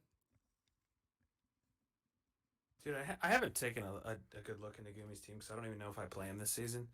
But gosh, this is like a Gumi team if there's ever been one. Um, I mean, he said Aegis slash Scolipede. We're gonna come into. He's gonna draft him, and I didn't see his week 1 match, but I think Aegis slash did some stuff there as well, and it did some stuff this week. And I thought it was a really nice bring against Miss Mag. Can't believe you missed my match with him. I did. I bet that's one of the ones I've been like, man, I really need to go back and watch that because I heard it was a really good match. And I heard Batista got really lucky, and he was super lucky. He's not, you know, I have no idea. Actually, I heard nothing about the match except that he won. So I'm gonna have to go back and watch that. But I'm glad Gumi's using the Aegis Slash because he said he was gonna draft it, and it'd be, I don't know, it'd be kind of smelly if he drafted it and everybody got hyped for it and then he didn't even use it, But I think he's used it really well, and I think this team is a funky team to prep for. A lot of offense, like Gumi likes, like has a decent amount of frail offensive Pokemon, but I think Gumi's a coach that can make that work. That's something I am afraid to do. I don't feel like I play well in those scenarios, but and like with hyper offensive stress, but Gumi does genuinely, and yeah, I think it's a weird team, but he's done decent so far, and I think yeah, we'll see how he does. We'll see if he's the season champ again like last season, or regular season champ. Yeah, I gotta say, after just barely missing the mark against this team, that it is definitely a strong team, in spite of the fact that there are a lot of very easily seen frailmons or 4 times weaknesses to pick off. The double redirection just makes this such a pain to approach, and it's not even really just about Clefairy by itself. It's the fact that Clefairy and Tangrowth can potentially be on roster, and like, for example, he actually said he brought both to my match, but because of the hail, in spite of the fact that I have a whole hail mode, and he still felt comfortable just having Tangrowth there, he just said he wanted it for Trick Room, and like that's respectable. You come in late game, you think you get rid of the Clefairy, you're fine. Boom, Tangrowth comes here. You got answers for this? Nope. Okay, we're gonna keep the train going, and I think that is plays into his playstyle a lot because yeah, he's got these frail mons, but he's got a lot of protection for them as well. And the Aegislash is more obnoxious than I have to admit I've ever really seen Aegislash be before. So I got a good dose of that. But I think he pilots it well, and he definitely seems comfortable with it. So good job, Gumi. Yeah. With that, we can go to number 8, which are the Georgia Gurchins. Um, you I guess Saki, we can start with you since you played them. Um, I think this team, it does have a lot of synergy, and I think it can do, like, I think if you're gonna run a T-Tar team, this is a team that can do well. I'm concerned about the electric mode. Like, he does have 2 really strong modes. They're all weak to ground, and like what I was assuming is that he would bring, when I was prepping against him, was like he could totally bring the core of the sand mode, Gorgeist, the Articuno, all those 4 mons together are great, and then the electric mode. But my Galurk just hits all those for super effective, like with stab moves. So I don't know. He might need to make some trades to make the team have better type synergy. I'm not sure if that's going to be a weakness that's going to hinder him the whole season. But I know Zam's a very good player, and I definitely think he can make this team work. Um, he doesn't have to bring those 6. He can always mix it up and bring, he has a couple Pokemon that are either immune or resist ground. But yeah, I guess we'll have to see how he approaches future matchups or if he makes trades or whatever.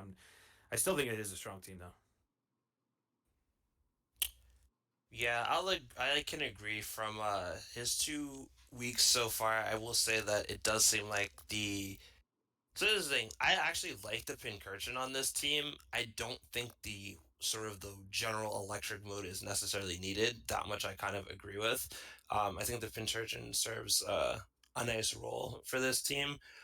But I also get that if he gets rid of the Raichu, he would have to basically trade it for another fake out user, which is something he's probably not super interested in right now. And it's just another thing to kind of prep for. I think the Goldbat was a nice bring as well, or a nice addition, I should say, to the team, just kind of mitigating that ground weakness and getting some speed control and some pressure there. But I think it's a nice team. I think he can definitely do a lot of fun things with it and perform really well. With that, we can go up to number 7, which are the Bolden Bashers.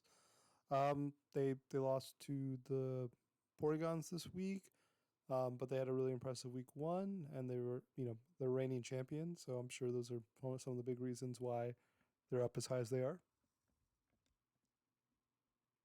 Yeah, I think Goomer's hard to play against in general because he doesn't draft Pokemon just for the heck of it. He always has a plan for him, and what they're going to do on the team. And these are a lot of obscure Pokemon. We've got the Apple Pie, we've got the Cramorant, we've got Flareon, very underused. Same with Electabuzz. Um, and then he also has just a Clefairy Spectre combo, which, I mean, those Pokemon are very splashable. They don't even necessarily even have to be together, but together they're also very, very good. And the Weavile too. Um, yeah, just a hard team to prep for because I think the top his top tier picks are very, very strong together, and then he has a multitude of other Pokemon that he can tag along with them, and it's a lot of obscure combos. Hard to know what to expect from this team, but we know that Goomer has plans and he'll be fine whatever happens the rest of the season. Yeah, 100% agree. I will say after watching his game so far, I would be excited to draft Electabuzz. It's been really cool, like actually seeing that used. That's just a personal anecdote, but I do also like the fact that his team has there's a lot of depth to what this team can do, and it does catch you off guard in prep because it's like, bro, I didn't even know what Cramorant was capable of, and like until I actually saw him play it. Like I'm just gonna be real honest, I never really used that mod at all. So it's really nice to see it. Like he didn't have the greatest showing this week, yeah, but like it's nice to see him having a plan for it. Like it's not just like I'm gonna draft this cool mod just to draft it. Like he's actually putting it to use, and I think those are really strong things. Club spec, I had that in a Dynamax league. It's just such a nice complement pairing. But yeah, I think this team can definitely this is definitely looking like a playoff team, and it's so colorful. Like it's just such a nice colorful team. Oh, isn't it? Yeah, those always make teams need to be colorful to be good. Yeah. I guess on that note, we can go up to number 6, which is the Beantown Binacles. After their nice win this week, they're up to number 6. What are y'all's thoughts? Decently colorful, got some good colors. A lot of blue, some nice yellow. That's it. I'm just kidding. I think they're really. I think it's a really good team. I had a hard time prepping against it, and I barely squeaked out a win week 1 against this team. And um, I think they had the Gigalith originally, and they traded it, and I was confused because the Stoutland Gigalith seems like a pretty good combo, but I don't think he needs that combo. I think Stoutland's plenty good by itself. Um, and I'm really excited to see what the Flapple can do. I'm really excited to see Mon's like. I think Vikavolt is that Mon is so powerful, and I like that it's being utilized. And I also like that the bugs get to rep a strong Pokemon. Um, yeah, just another team that in general has just a lot of Mons that can be fairly splashable. I think like you don't really need any of these Mons to combo with something else per se. I think the Whimsicott is a great support for this team. Um, he's got Fake Out, he's got Trick Room, he's got a lot of different things he can do. Hard team to approach, and I think I rated this team pretty high. I just really like it. I just think it looks, in general, powerful. Yeah, I would say that my favorite new thing about this team is I really like the Surfetch pickup, and I was looking at it myself just glancing through the tier list, like Surfresh is really strong in the right conditions. It doesn't have fake out, but like it has two really good abilities and a lot of other like hidden tech moves. I won't blow up Theo's spot right here, but I think it's definitely a good support pick for. I forgot what it was, what he traded for it. I think it might have been Durant actually. Um, but I could be wrong. But I think it fits better than what the Durant kind of was overlapping a little bit with the Heatran. I think it's a better physical attacker that's not really adding too many weaknesses to the team. I also want to see what the Flavel can do. Pretty interested in that. And I mean, Golduck is just proven to be a really solid pickup for him. So yeah, nice team. Well, I guess we can go up to number 5, which are the Trixie Tricos. Um, Tricos were, I think, either first or second last week. They ended up getting a little bit lower down because they had the loss, and I think a little bit, showing a weakness in their team a little bit. But we know that they're a great coach and one of the highest week 0 power ranking teams. This team is just looks so strong in so many different ways. I think the synergy on this team is great. I mean, he has a lot of type double ups. He's got 2 grass, 2 fire. I don't know. That might be it. Maybe it's not a lot, but 2 flying, sure. Um, but he's got so many tools. I mean, he has weather, he has terrain, he has like. I mean, this is obviously like a sun team. I mean, he literally has 3 Pokemon that benefit from sun, but at the same time, he has his terrain combos he can run. He has like there's so many freaking combos on this team. It's ridiculous. So as opposed to some of the other teams that have just a bunch of good mons that can do some sneaky sort of synergy things, this team has just upfront, straight up, solid combos that you can foresee. But then again, how do you prep for 17 of them? So, I mean, especially when these mons don't necessarily rely on these to be good. Like Charizard can be good without Sun. Shiftry can be good without Sun. I mean, Drifblim can be good without Unburden Boost. I mean, these are, I don't know, this is a scary team to freaking prep for. I will say, I almost drafted Lunatone this season, and I really want to see what like the Tricos use it. It's not obviously it's not the best, but I don't know. It's a freaking moon, so you got to use it, and but that's what I'm excited for. I know it'll come out one week. Yeah, I think the Trico's drafted a really strong Sun mode team. He's got Sun Room, he's got Sun Wind with the Unburden and the Misty Seed. But I think my favorite part of his team that I, I don't remember if the Sock has come to any matches so far. It might have, but I really like the Sock and the Vileplume adjustments for him. I think the flexibility of Sock's different abilities with the inner focus and the mold breaker can come in really handy for a lot of things that Sun teams don't really like. And I also think Vileplume is different enough from Shiftry that it has its own little niche on this team, being more of a supportive, faster chlorophyll user than a straight up offensive one. But then again, I believe Saki, you said it has like a base 110 special attack, so I could be completely just making that up though. I think you're right. Yeah, but it's definitely a strong looking team, and there's no doubt on why it's this high in the rankings for a reason. Yep. Oh yeah, and they have brought Sock in week 1, and also Saki. They're definitely going to bring Lunatone this week because they're playing against me. Get ready to get rocked. Yeah. So, anyways, going up to rank 4, this is our last 1-win team, and it is the Bulky Dragons. So, what are y'all's thoughts? I like how they played. More than I think this is a team that you know could be it could be bad. Like it doesn't look like a team that's gonna obviously do well. I think it has a lot of different tools on the team, but it's also I don't want to say niche Pokemon, but Pokemon that like they're only good in if you put them in the right situations and you put them and you give them the right support or have the right combos. I think maybe Latias and maybe Zapdos and Arcanine are a bit more splashable on any team, but I don't know. This is I still think it's a very strong team. It's got some good combos and a lot of just. He's got quite a few Pokemon with a lot of power. Double Contrary. I'm excited to see.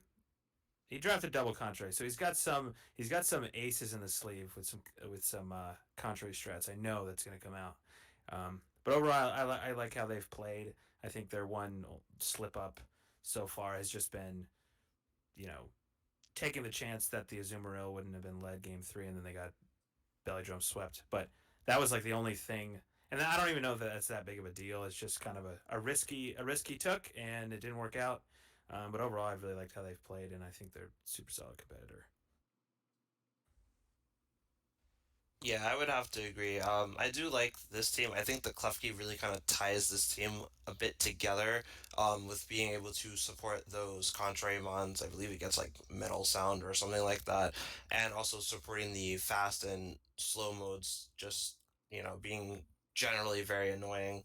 I also like the fact that the Gengar is actually a part of this team. I think like it's like this weird pairing where it's like the Klefki is annoying with the at the prankster priority that can really support a lot of this team, and then the Gengar is annoying just like being just blanket fast and like having an extremely wide move pool to really just like either do trick room or like icy wind like, and I have Haunter, and it's like it's very nice like the access that Gengar has. So I think those are two of my favorite things about this team. And yeah, it definitely seems like a strong competitor. Just like you said, one little slip up, we've all been there. We've all called a lead wrong and gotten punished for it. But like that's just Pokemon.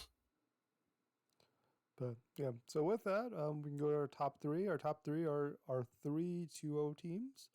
Starting at number 3 is the Welsh Wailords. Um, what are your thoughts on them? I actually rated this team number one. I think, as right now, I just like how their team looks and like how they're playing. Um, I just feel like they have a lot of options and they're super annoying. They just look like a nightmare to prep for. I mean, the Incineroar is just so good as a support. I mean, you can also it hits hard, so you could run freaking Choice Band one week. I don't know. I mean, that'd be scary too. He's got double weather, um, and I think the Corv looks really nice on this team. Um, it's just so solid all around. You just got like a good amount of bulk, lots of like type synergies. Um, just a really hard team. It might not be like super dominating every matchup, but it looks like a team that probably is not going to have too big of a time dealing with any one particular matchup, if that makes sense. Um, yeah, I think Matrix going to have a good season with this team for sure. I'm inclined to agree. I think that the dual weather mode alone is enough to just off put people in prep, because prepping for Arctozolt versus Seismitoad requires, in my opinion, fundamentally different things. One is only weak to grass, and one is more weak to things like rock and fighting and whatnot. But they kind of cover each other pretty nicely. And then outside of the weather modes, you've got Incin, Slowking, and Roserade as a nice firewater grass core that he's shown in the past 2 weeks can really support whatever weather mode he chooses. And I really, really like the mill tank. It kind of just is that fast, normal speed control that really kind of additionally pulls this team together. So good job, Matrix. Yeah, and they had great two first weeks, and hopefully can keep it up. With that, we have number 2, who happens to be Saki and the Tyranitar sauces. Not only are they 2-0, they are also 4 +4 apparently. So yeah, apparently you're number 2, and not too surprising. What are your thoughts on your team? Captain Galurk is leading the team to victory so far. Um, I don't know. I approached this team very when I was drafting. I was like, you know what? There's a few mons that I've never ever used ever, and I want to try them out, and I'm gonna have fun this season. And then I ended up getting a team that I really really like, and I had a different approach from last season, which was instead of like all inning this rain mode with a bunch of different combos. I'm just gonna get a bunch of mons that don't really require any combos. Like I can just throw them in any position and try to do things. And I think the team can work together, but um, and I don't have anything like weather combos or whatever per se, but um, I also don't have Pokemon that rely on those things to be effective. Uh, but I think I've had a good start. I'm excited that Crawdon's done well and Galurk and some of these funky mons that I have. Um, yeah, I don't know. I love this team. I think this team's so fun to prep for. Uh, the past couple weeks and this upcoming week, I think the only challenge I have is like I want to bring all 12 and I only have to pick 6, so I got to leave some on the bench. It makes me sad. Yeah, no, I think this is another team where like the TR4s are just popping off. The Golurk and the Crawdon have just been so fun to watch you pilot them. Same with the Dunsparce actually. It's you've definitely crafted a very cracked team of specialists you got here, and it is so interesting to see how Venusaur is used unconventionally without like a sunsetter, and I think you're really sort of highlighting the strengths of these mons as like individuals, but also showing us how they can pair really well together. All right. So with that, I guess we can go up to number one, which is for the third consecutive week in a row, the Pangorials. There's not much to say on my side. They were the week zero power rankings number one, and they have yet to lose. So there's not much reason to put them down. I think it was an impressive performance against the Bulky Dragons. I think how they approached it was really nice. They went with a game one game plan that could have been really, really effective. And it was to a certain extent. They just couldn't pull out the win, couldn't squeak it out. Um, but it seemed, just from watching the match, it seemed like they are the type of player that they know how to use this team. They know how to use the individual Pokemon. They know how to approach a matchup. Um, they just seem like someone who, and they have like a fairly offensive and frail team for the most part. Um, I mean, I guess not necessarily, but they just. But then again, watching them play, like they're not necessarily going for super hyper offense. Um, I don't know. I think this is a scary team in the right hands, and I think they might be in the right hands. Yeah, pretty much just that. After obviously I've played them in week one, but to see their week two performance, to see more of what this team can do was actually very impressive because like you said, it does look like they have a few frail mons, and even when I was prepping for them in week one, truthfully, like most of these mons are very just physically oriented. So you think like if you can just mitigate that, like you'll be fine. But then you have the redirection, you have the belly drum strats, you have the nasty plot thievel. Like they are really able to play to their outs, and their team is a lot more diverse than I think you might you might immediately realize. And I think that is probably why they continue to top the power rankings. They just have so many tools at their disposal. And like their one weak area has already been like that trick room sort of mode, but so far it hasn't seemed to be an issue yet. But we'll see how long that streak continues for the Pangorials. All right. And Uh, oh yes. sorry, I just want to add one more thing. I just noticed. They, so they have two Unburden users to pair with the Rillaboom potentially. And what I like about those Unburden users is they're very different, and they both have naturally pretty good special defense. And so the Grassy Seed really helps them balance out the defenses and makes them really bulky. And I really like that. Yep, sounds right. Yeah. So with that, that is our official rankings. Here are the final page where you can see all of them in order. This was definitely, like I said, going in was very hard to rank.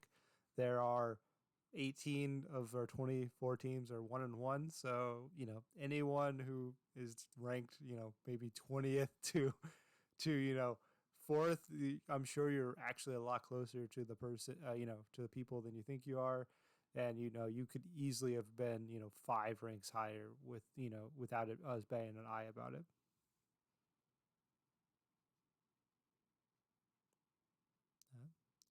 So anything else before we sign off, you guys? Oh, that's it. That's it for me. Good luck, everybody, in week 3. Yep, just have fun, good luck, enjoy week 3. Can't wait to see us next week. Yeah. So everyone, thank you for watching. I hope you all enjoyed. And I guess that's all.